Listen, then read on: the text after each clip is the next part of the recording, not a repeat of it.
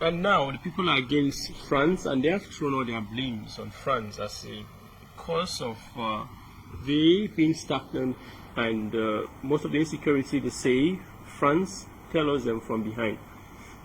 What do you think is the way out? Do we, or should we be expecting more coups in the coming days if France does not,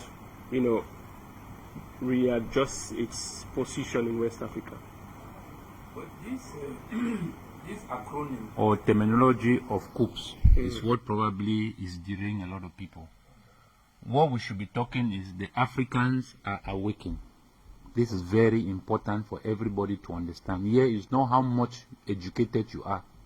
It's when we live and learn to live together. That's what we need today in Africa. All this big grammar we don't need. We have to understand that history has taught us very good lessons that you cannot teach us on what we need to do, for example, in Mali. We know already the roadmap that has to be done in Mali. If you're talking about the insecurity, cite the case of Libya. When did we start having insecurities in Libya? Was it not when NATO invaded Libya? All those insecurities we are talking about is all caused by the imperialists, just to destabilize the people and to throw blame on someone who is trying to defend his people. So that at the end of the day, they will tell you that you failed. So it is very important for the Africans to understand that we as a people do not need the imperialists in Africa. This is our firm position. The lady who thinks she tried to be emotional, as she said that we should be emotional, to be emotional and say she's standing with the people of Mali. She's not standing with the people of Mali. Malians are Africans. We want to break away this cycle of you are Rwanda, you are a Rwandese, or you are a Ghanaian, or you are Kenyan. We are Africans. We must understand where we are coming from. We are the bridge between our ancestors and our future, and the generations which are coming behind. So what the engagement we are taking in Africa today is to awaken the masses who are the African people, both home and abroad. We are not going to allow leaders to manage Africa as a private state-owned company. It's like a man acquiring his father's property in the absence of other biological children. We want to work collectively as a people, as a race. This struggle of Africa, as a matter of fact, we know how much the diaspora has fought for the unification of Africa. Way back at Marcus Garvey. We are at war in Africa, Big Ben Lewis. We will not follow any normal process until we stabilize and build security in Africa. Health is wealth. If we cannot build this security in Africa, we cannot be able to promote our own civilization, promote our own identity, push Pan-Africanism, which is a solution in order to stabilize the world. Many people think that Pan-Africanism is just all about Africa. No.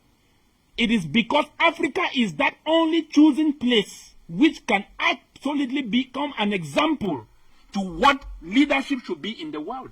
That is a simple truth. And that is why you realize that the people in our history who fought and brought Pan-Africanism to Africa were the Africans who were taken out as slaves. But because of the imperialists who divided Africans from Africans and then divided the continent by creating 54 nations. This is what we are struggling to keep today in Africa. That Nana Addo is a president in Ghana. Without democracy, Nana Addo will never be a president in Ghana. Without democracy, Buhari will never be a president in Nigeria. But Assimi Goïta, without democracy, is a president in Mali. Why? Because he is the fruit of the people.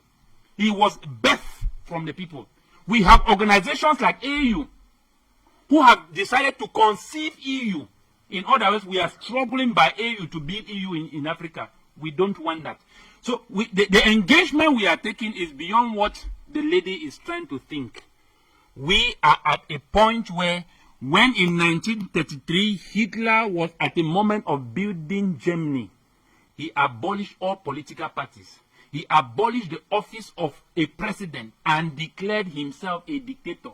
Why? Because they were at a vital moment to build. When you are building, you don't need election. We cannot go in and play elections like lottery in Africa.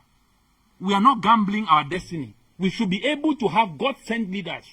Ask her pastor, did she vote her pastor? Did she vote her father? She is a CEO or she's a self-employed. Who voted her?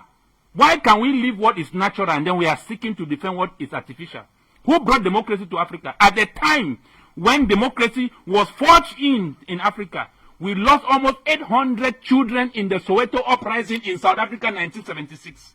At which time, in South Georgia in America, they were killing children of black women, raping black women, selling children, huge segregations. How many years did even... You see, you must be in the position of truth in order to deceive another person.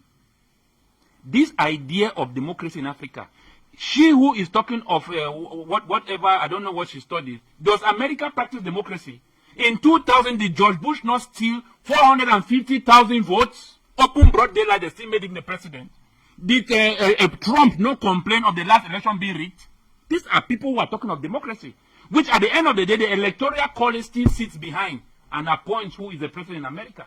China, 1,980 individuals appoints the president of China. And then you want to convince Africa that they should go in for democracy. If we are looking for the majority, and Assimi Goïta did not carry out this coup single-handedly, the masses came out. And they saw the will of the people, and they decided to become servants to those people. So what we are seeing with Assimi Goïta today in Mali, to be honest, Big Ben Louis, the imperialist has to leave Africa. The weapons they are using in Mali and all the Sahel region is from the West. So if Assimi Goïta uses Russia as a weapon against another imperialist, so be it. Thanks very much, Mr. Atsene Bako. And unfortunately, there's much to say.